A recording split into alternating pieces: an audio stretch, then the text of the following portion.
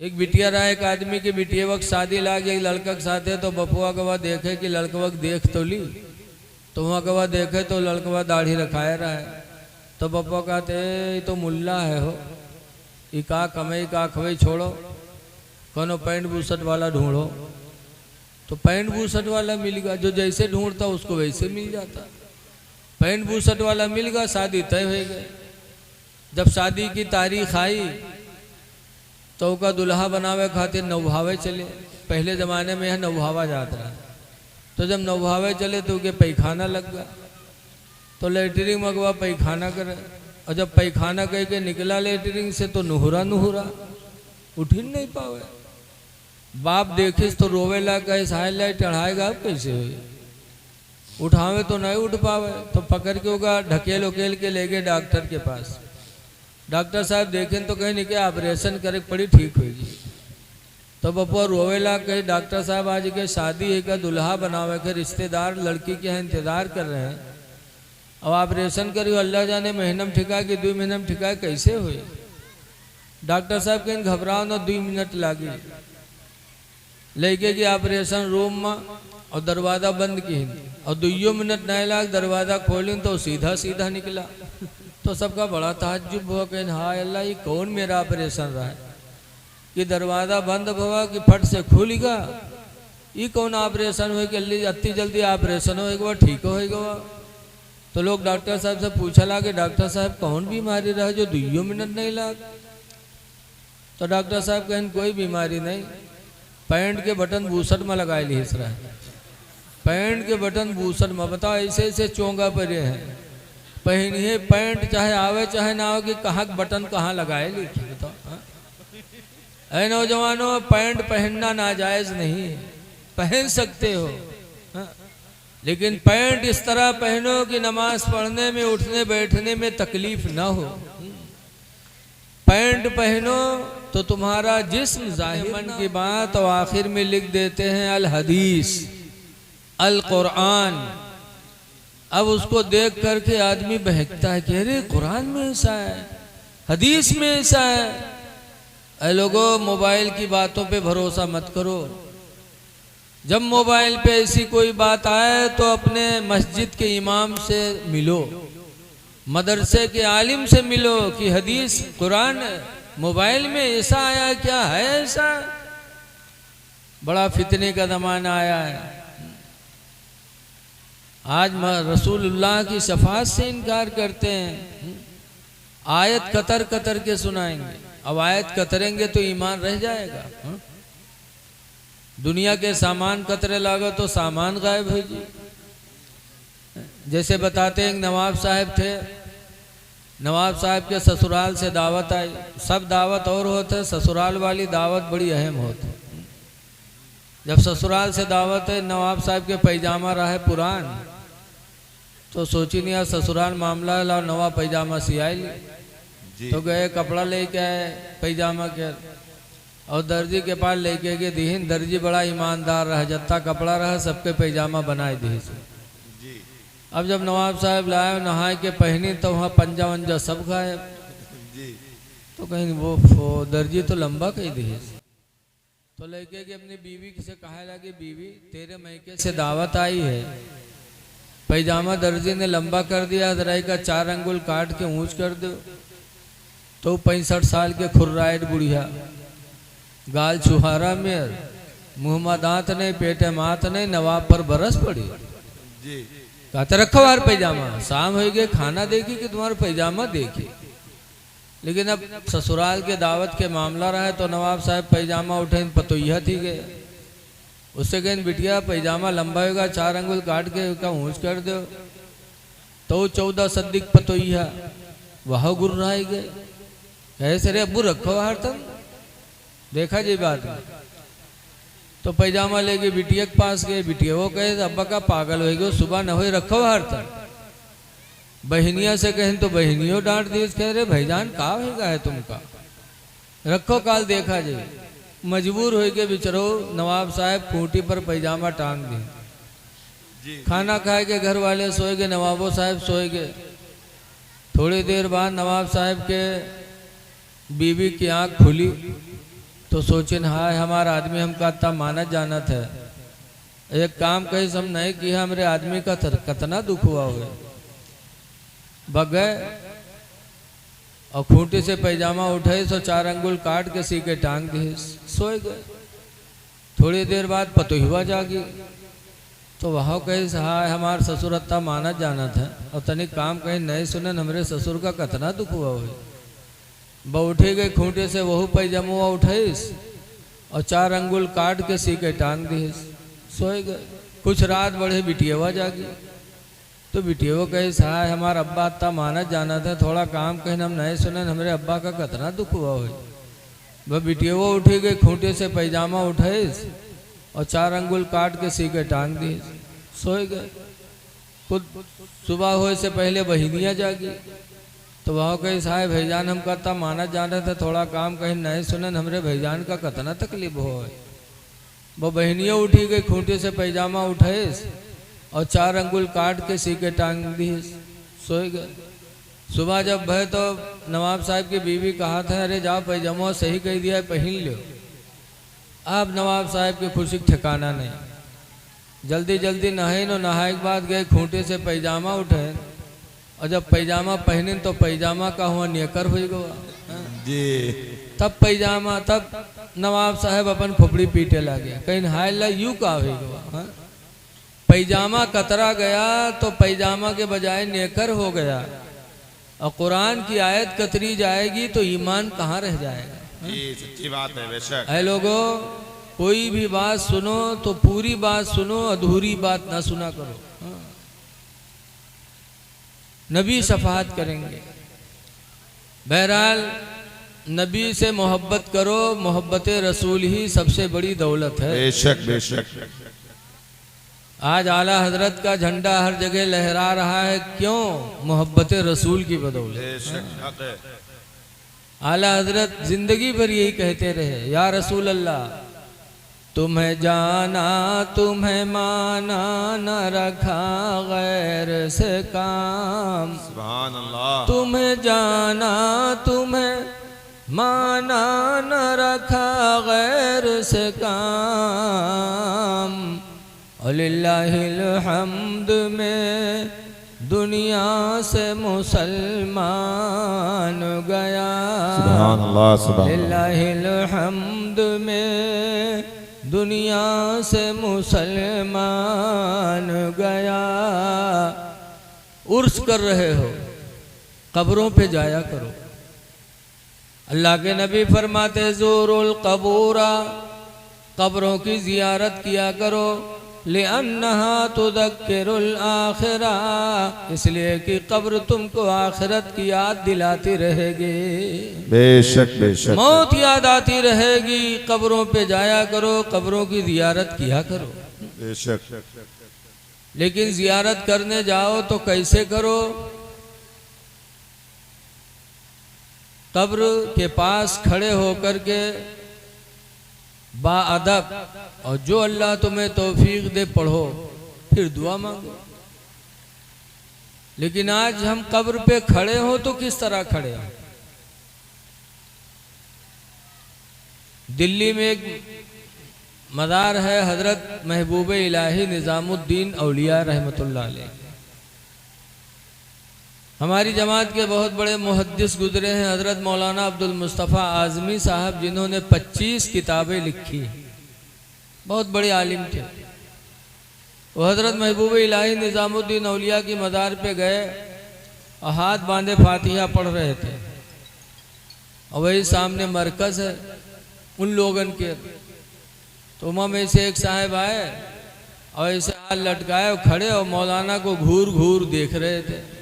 मौलाना जानेंगे कि हमरे गुस्सा था, लेकिन जब फातिहा पढ़ गए तब कहीं यार तुम क्यों गुस्सा कर रहे हो हमारे ऊपर? तो कहा गुस्सा कर रहे हैं, शिर्क कर रहे हो? और कहते हो गुस्सा हो रहे हैं। कहा क्या शिर्क किया मैंने? कहा कब्र के सामने हाथ बांधे खड़े हो, जैसे नमाज में हाथ बांधा जाता वैसे बांधे खड़े हो, शिर्क हो गया। नमाज की मुशाबिहत तुमने इख्तियार की, इस तरह तो नमाज पढ़ी जाती है।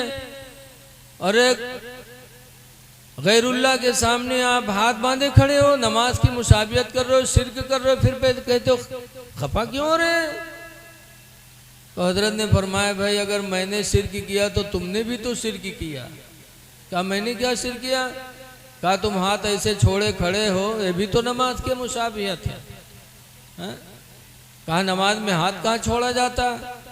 तो हजरत ने फरमाया कौमा में हाथ छूटता है कि नहीं छूटता है? देखो नमाज में एक होता है कौमा, एक होता है जलसा। एक तो यूं जलसा हो और नमाजों में जलसा होता है। नमाज में कहाँ जलसा है? देखिए रुकू से जब समी अल्लाहु लिमन हमिदा कह के नमाजी खड़ा होता है तो उस खड़े होने को कौमा कहते हैं।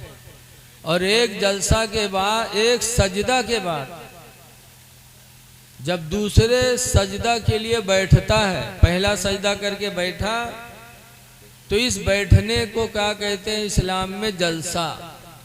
तो हजरत ने फरमाया कि कौमा में भी तो हाथ छोड़कर नमाजी खड़ा होता है। जब कहता समी अल्लाहु लिमन हमिदा रब्बना लकल हम्द, तो उस वक्त नमाजी के दोनों हाथ छूटे होते कि नहीं छूटे होते? तो हजरत ने फरमाया कि अगर मैंने हाथ बांध के शिरक किया तो तुमने हाथ छोड़ करके भी शिरक किया। हाथ छोड़कर खड़ा होना भी नमाज के मुशाबियत है। तो कैसे बारे मौलाना तब कैसे खड़े हो?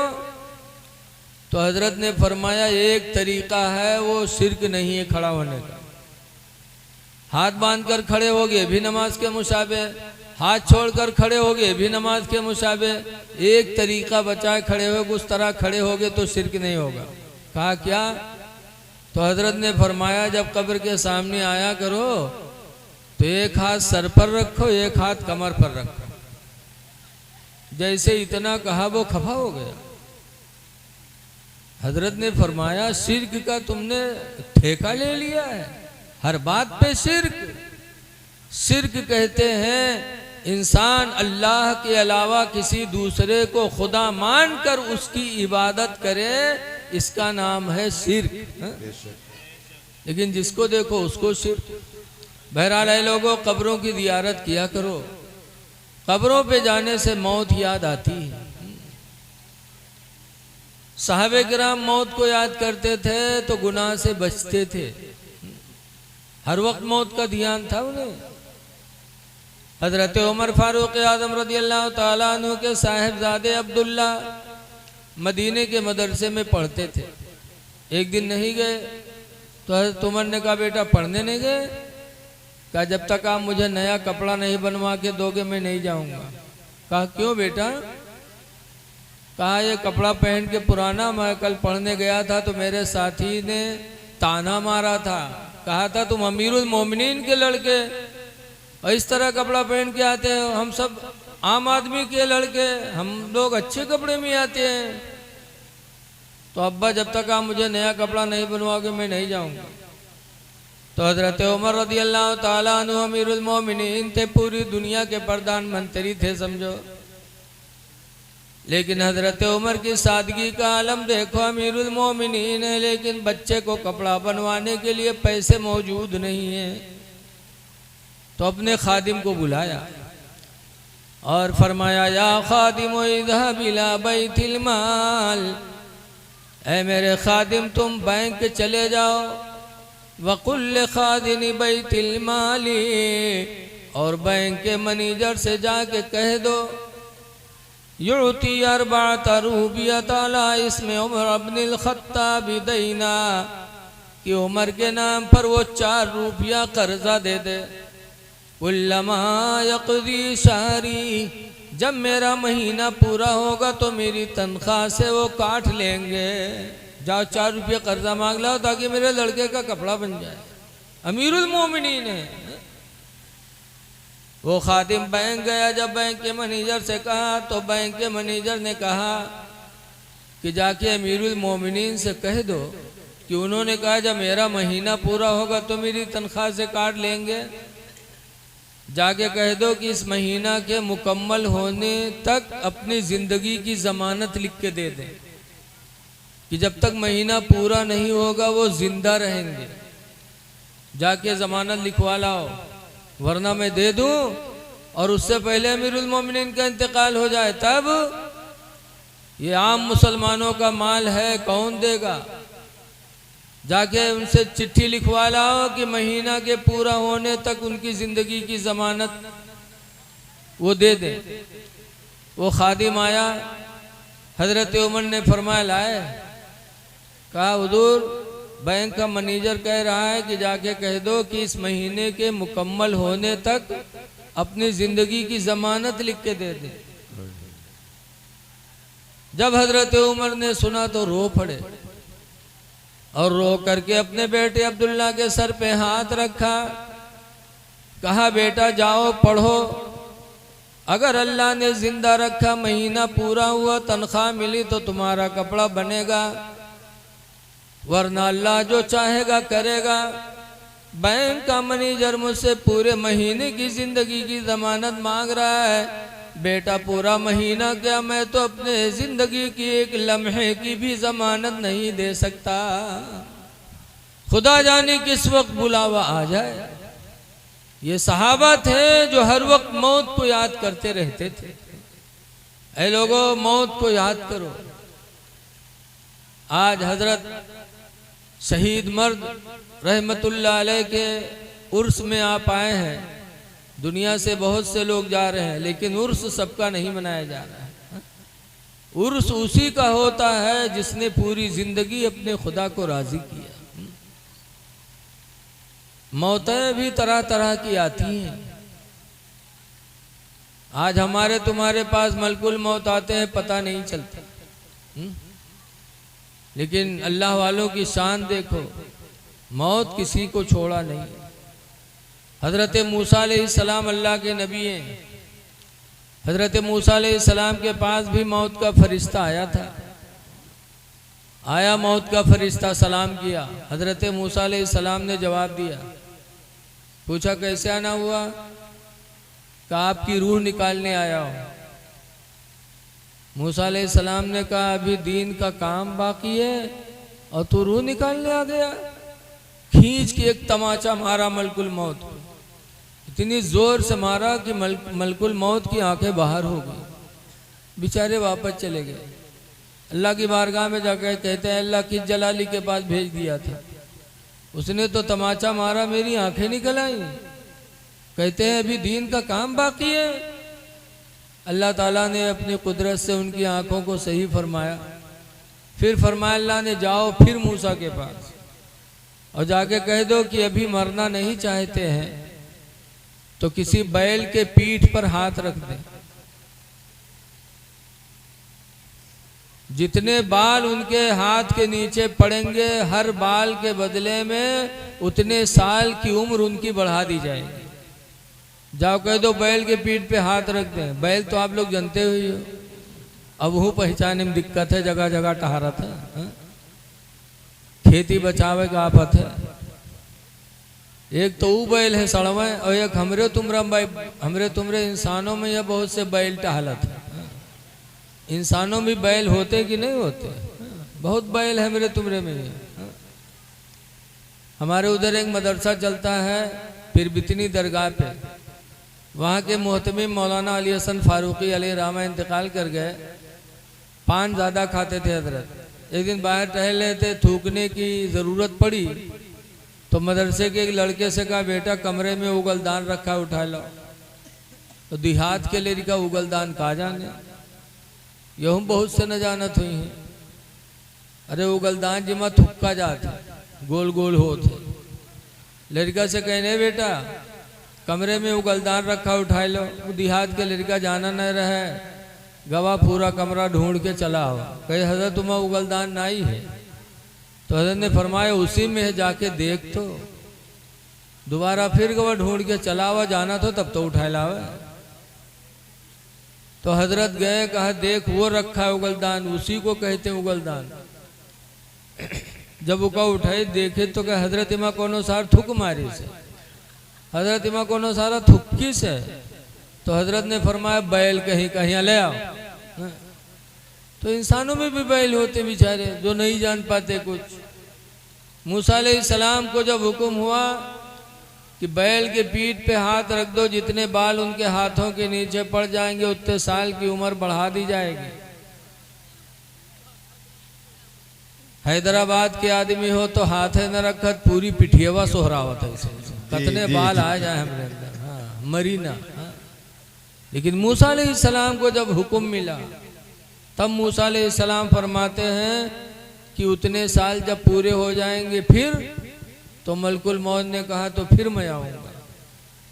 तो मूसा अलैहिस्सलाम ने फरमाया जब तुझको आना ही आना है और मुझे मरना ही मरना है तो जैसे कल वैसे आज रूह निकाल ले। रूह निकाल लिया, मूसा अलैहिस्सलाम का विसाल हो गया। ऐ लोगों, ये अल्लाह वालों की मौत है।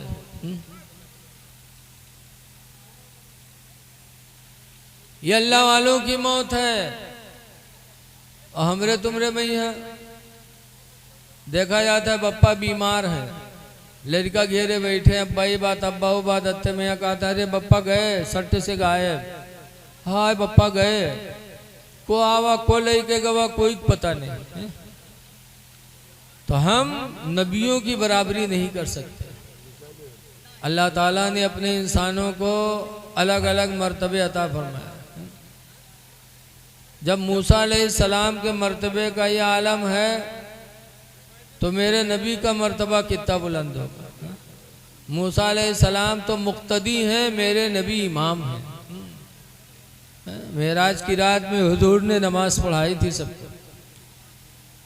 इसीलिए आला हजरत इमाम अहले सुन्नत फरमाते हैं कि अर्श के अक्ल दंग है, चरख में आसमान है। अर्श की अक्ल दंग है, चरख में आसमान है। जाने मुराद अब किधर हाय तेरा मकान है।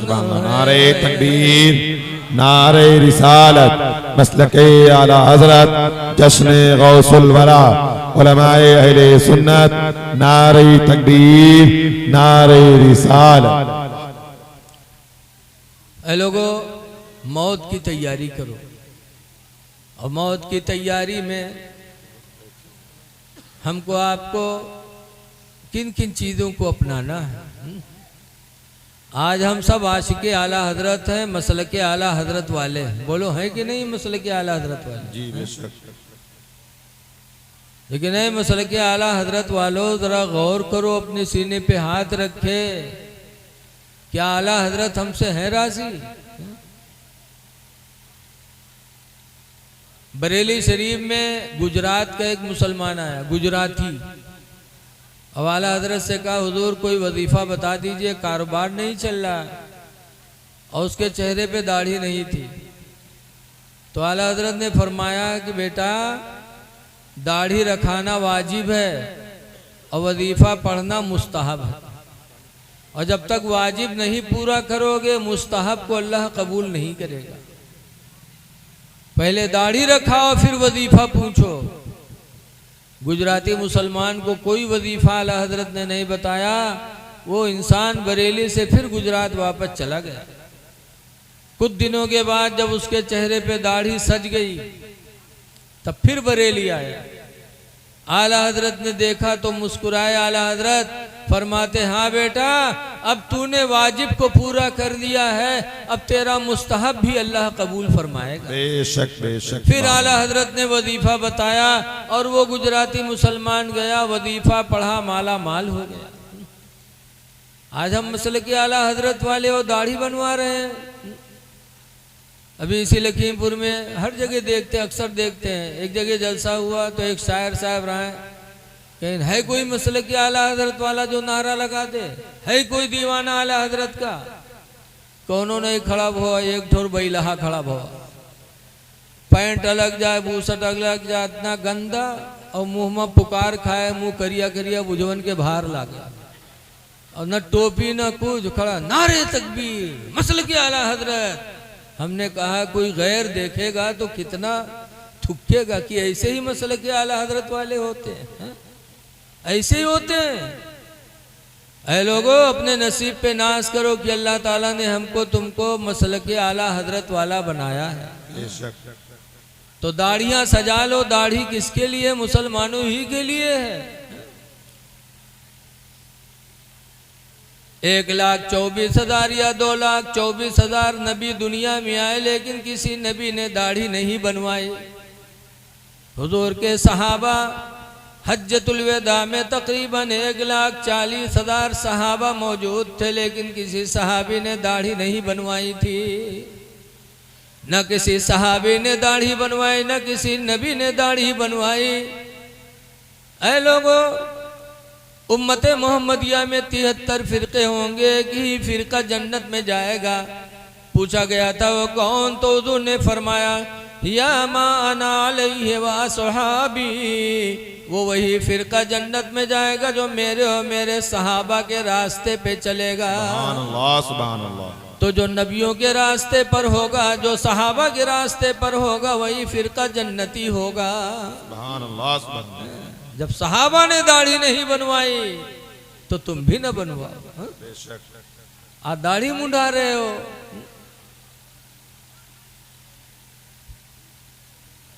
दिल्ली में एक शायर थे बहुत बड़े, जिनका नाम है मिर्जा गालिब। मिर्जा गालिब बहुत बड़े शायर थे। इनका कलाम बहुत मशहूर था। तो अफगानिस्तान में एक शहर है काबुल। काबुल की ज़बान फारसी की है। वहाँ से एक मुसलमान के दिल में शौक़ पैदा हुआ कि दिल्ली जाएं और ऐसे शायर की ज़ियारत करें। तो मिर्ज़ा गालिब की ज़ियारत के लिए काबुल से मुसलमान चल के दिल्ली आया। और वहाँ की ज़बान फारसी की है। जब मिर्ज़ा गालिब का दरवाज़ा तलाश करके बेचारा वहाँ पहुँचा तो देखा कि मिर्ज़ा गालिब शीशा धरे और शुरू किए रहा है इसे। वो काबुली मुसलमान देखा तो तड़प गया। कहा हाय अल्लाह, मैं जिसको देखने के लिए अफगानिस्तान से आया था उसका हाल ये है। तब काबुली मुसलमान ने कहा था जनाबे आगा मुसलमान हस्ती, जनाब मुसलमान हो तुम, व रेशमी तराशी, और दाढ़ी छील रहे हो, दाढ़ी के बाल छील रहे हो। तो मिर्ज़ा गालिब शायर थे। कहा भले रेशमी तराशम, हाँ हाँ मैं बाल छीलता हूँ। दिले कसेरा नमी तराशम, मैं किसी का दिल नहीं छील रहा हूँ। कहा मैं बाल छीलता हूँ दाढ़ी से, किसी का दिल नहीं छील रहा हूँ। तब अफगानिस्तान के उस मुसलमान ने कहा था दिले रसूलुल्लाह मी तराशी, तुम रसूलुल्लाह का दिल छील रहे हो। दिले रसूलुल्लाह मी तराशी, तुम रसूलुल्लाह का दिल छील रहे हो। 3 मरतबा ये बोली उस अफगानी मुसलमान के ज़बान से निकली कि दिले रसूलुल्लाह मी तराशी, तू रसूलुल्लाह का दिल छील रहा है। 3 मरतबा कहने के बाद एक हुचकी आई और अफगानी मुसलमान बेहोश होकर ज़मीन पे गिर गया। जब बेहोश होकर ज़मीन पे गिरा उसे चक्कर आ गया कि मुसलमान हो क्यों दाढ़ी छील रहा है, और कहता मैं किसी का दिल नहीं छील रहा हूं। मिर्ज़ा गालिब ने हवा का झोंका दिया। जब वो अफगानी होश में आया, मिर्ज़ा गालिब रोने लगे और रो रो के कहते हैं मेरे भाई अफगानी, तू मेरा कोई मेहमान बन के नहीं आया, खुदा की कसम आज तू मेरे लिए कोई हिदायत का फरिश्ता बन के आया है। उसी दिन से मिर्ज़ा गालिब रोए और अपने चेहरे पे उन्होंने दाढ़ी सजा ली। माशाअल्लाह। ऐ लोगों, मरना है तो दाढ़ी रखा के जाओ। चेहरे पे दाढ़ी होगी, कब्र में रोशनी होगी।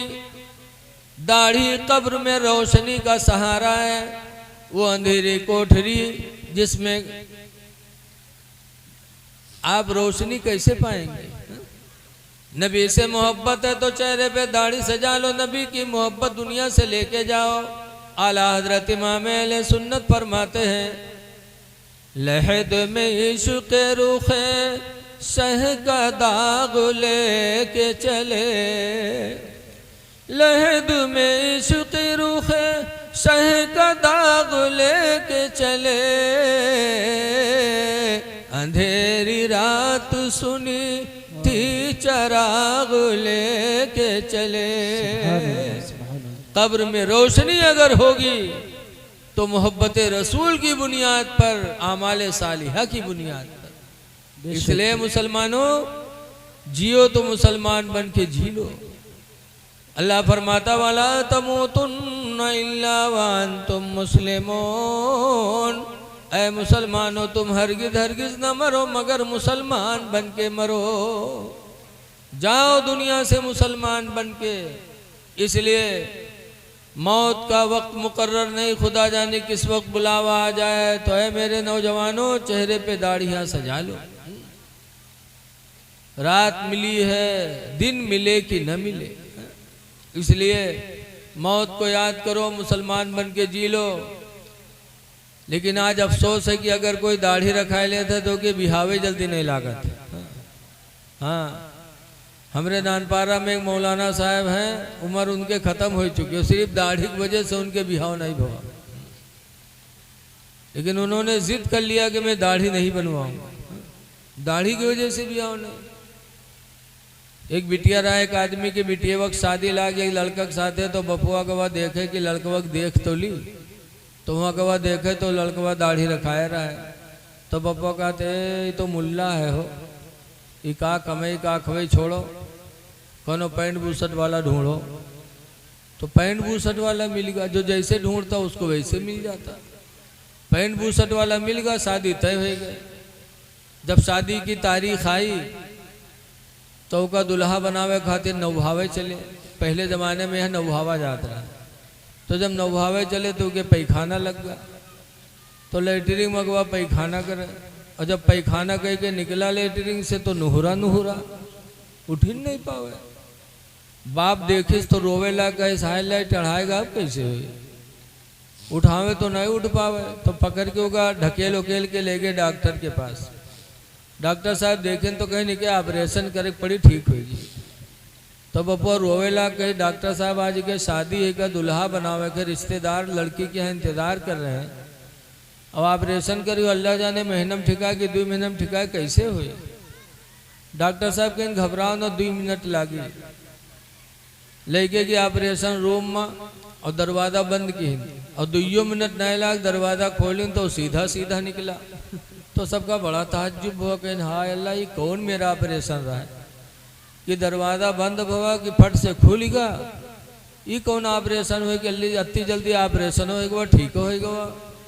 तो लोग डॉक्टर साहब से पूछा ला कि डॉक्टर साहब कौन बीमारी रहा जो 2 मिनट नहीं लाग। तो डॉक्टर साहब कहें कोई बीमारी नहीं, पैंट के बटन बूसट में लगा ली इस रहा है। पैंट के बटन बूसट में, बताओ ऐसे ऐसे चोंगा पर हैं, पहनिए पैंट चाहे आवे चाहे ना हो कि कहाँ बटन कहाँ लगाए ली। बताओ ऐ नौजवानों, पैंट पहनना नाजायज नहीं, पहन सकते हो। लेकिन पैंट इस तरह पहनो कि नमाज पढ़ने में उठने बैठने में तकलीफ ना हो। पैंट पहनो तो तुम्हारा जिस्म जाहिर ना हो। अल्लाह ने लिबास किस लिए दिया था? कुरान हकीम में अल्लाह फरमाता या बनी आदम, आदम की औलाद, कद अंज़लना अलैकुम लिबासा, मैंने तुम्हारे ऊपर लिबास उतारा है। क्यों? युवारे सौआतिकुम, इसलिए लिबास दिया है कि तुम्हारी इज्जत को छुपा ले। इज्जत छुपाने के लिए अल्लाह ने लिबास दिया। लेकिन आज पैंट अति तंग बनवाई है कि पिछली दुकान देखो तो 2 हिस्सा में बटी नजर आवत है। कतना खाली, कहाँ से खाली, कहाँ से ऊंच है साहब। ऐसे हमारी माँ बहनें पहनी है नकाब, और नकाब पहनने के बाद कमर में रस्सा बंधी है, लागत है डाका डाले जाता। और जब रस्सा बांधती हैं तो इतनी बेहया लगती हैं, जिस्म का ऊंचा नीचा हिस्सा सब नजर आ रहा है। नकाब पहनने का क्या मकसद रहा? नकाब तो इसलिए ईजाद हुआ था कि औरत के बदन का नीचा ऊंचा हिस्सा कोई देख न पाए, पूरा बदन बराबर लगे, ताकि किसी की निगाहें न उठे। और नकाब पहनने के बाद रस्सा बांधे हैं। इसीलिए अल्लाह के नबी ने 1400 साल पहले फरमाया था, अनबी हुरैरा काला काला रसूलुल्लाह, हजरत अबू हुरैरा से रवायत है, फरमाते अल्लाह के नबी ने इरशाद फरमाया, कि एक ज़माना ऐसा आएगा कि कासियातुन औरतें लिबास पहने होंगी, आरियातुन फिर भी वो नंगी होंगी। मेरे नबी ने फरमाया था एक ज़माना ऐसा आएगा कि औरतें लिबास पहने होंगी फिर भी नंगी होंगी।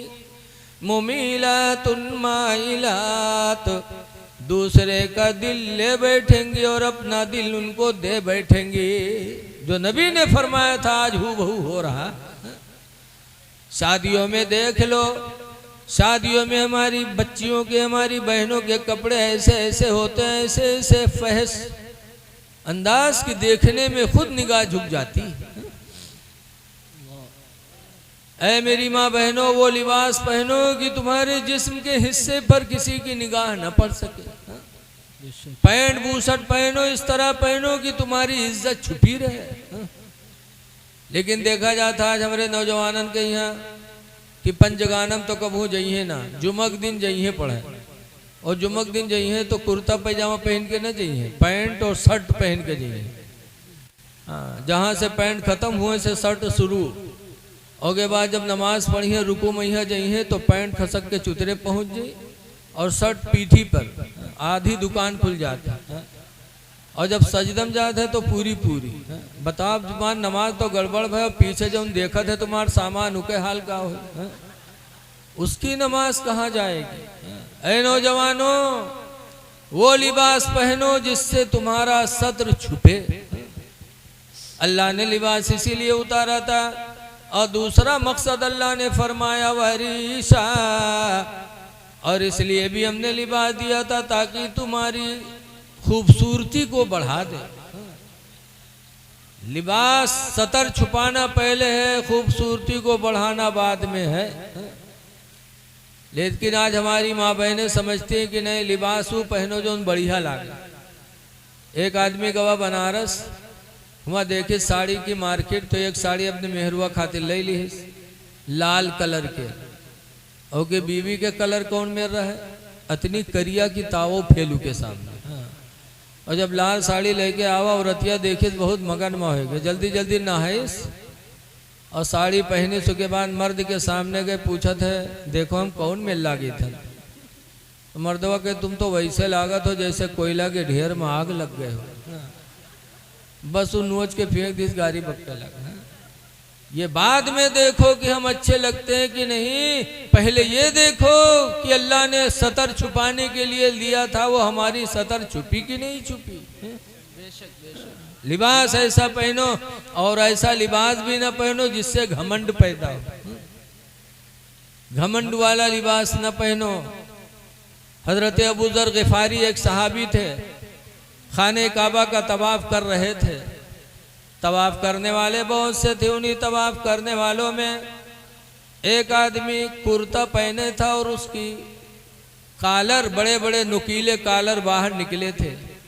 हजरत अबू जर गिफारी ने देखा तो फौरन उसके गिरेबान को पकड़ा और कालर पकड़ के फाड़ दिया। कहा खुदा के घर में और घमंड का लिबास। इतनी जोर से फाड़ा कि उसकी गर्दन में खराश आ गई। पता चला कि सहाबे किराम को, ना अल्लाह को ना अल्लाह के रसूल को घमंड का लिबास पसंद नहीं था। लिहाजा वो लिबास पहनो जिससे इनके सारी जाहिर है। हमारी माँ बहनें भी सोचें, शादी ब्याह में का पहनत है, गरारा, और इतना बड़ा गरारा कि खुद दोनों हाथ से उसका पकड़ के तब चला था। बताओ ऐसा चली है, लागत है कोई इंसान ना, कोई आंधी हो बवंडर अब उड़ा लीजिए सबका। हाँ, और कुछ गरारा तो इतने महंगे होते हैं, इतने वजन कि वो खुद नहीं उठा पाओ था तो दुई मेहरुआ या हर वाल लागत है। अब बताओ तुम तो गरारा पकड़े हो, कहो पैर फंस जाए गिरो तो थू थू रह जाए। है मेरी माँ बहनों, जरा सोचो सही। कहने वाले ने कहा है कि अतलसो कम ख्वाब की पोशाक पे नाज़ान हो, अतलसो कम ख्वाब की पोशाक पे नाज़ान हो, और इस तन बेजान पर खाले कफन रह जाएगा। बेशक, बेशक। इस तने बेजान पर खाले कफन रह जाएगा। तो मुसलमान बन के जी लो, लिबास भी पहनो अच्छा, चेहरे पे दाढ़ी रखा लो और गुलाम नबी बन के जी लो। एक बात और सोचो, आज हमारी मस्जिदें लोगों की निगाहों में जा रही हैं। हम कहते हैं हमारी इबादत खाना, हमारे इबादत खाने को ढा रहे हैं। जरा कम से कम आप सोचो कि आप क्या कर रहे हो, आप भी तो दीन को ढा रहे हो। गैर ढाए तो क्या बात, हम खुद ढा रहे हैं। कैसे ढा रहे हैं, जरा नबी के फरमान पे कभी गौर किया? हुजूर फरमाते हैं अस्सलातु इमादुद्दीन, नमाज दीन का खंभा है। फमन अकामा फकद अकामद्दीन, तो जिसने नमाज पढ़ लिया उसने दीन का खंभा गाड़ दिया। नमाज पढ़ा तो दीन का खंभा गाड़ा। वमन तरकहा, और जिसने नमाज को छोड़ा फकद हदमद्दीन, तो उसने दीन को ढा दिया। नमाज न पढ़ने वाला गोया कि दीन को ढा रहा है। आज हम मुसलमानों की नमाजें छोड़ रहे हैं, फिर हमें कुछ एहसास नहीं है। इसलिए लोगों नमाजें पढ़ो, अल्लाह की रहमत कितनी बड़ी है, गौर करो।